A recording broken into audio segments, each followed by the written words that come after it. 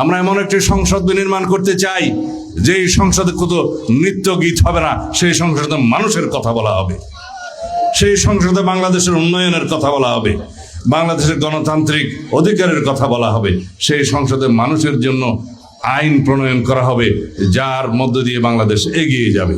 আমরা এমন একটা সংসদ চাই যেই সংসদে কোনো রকমের সন্ত্রাসীদের জায়গা হবে না, যেই সংসদে নৃত্য গীত হবে না, যেই সংসদে শুধুমাত্র প্রশংসার স্তুতি বাক্য প্রচলন হবে না, সেই সংসদে বিরোধিতা থাকবে, মানুষের জন্য কথা বলবে। এমন একটি সংসদ করে আমরা বাংলাদেশের মানুষ পৃথিবীর বুকে আমরা নজির স্থাপন করতে চাই। সেজন্য বলেই আগামী নির্বাচন হবে বাংলাদেশের অগ্রযাত্রা কোন দিকে যাবে সেটা নির্ধারণের নির্বাচন। আগামী দিনের নির্বাচন হবে বাংলাদেশের মানুষের প্রকৃত গণতান্ত্রিক অধিকার বাস্তবায়নের নির্বাচন, এবং আগামী দিনের নির্বাচন হবে শহীদের রক্তের উপরে দাঁড়িয়ে আমরা যে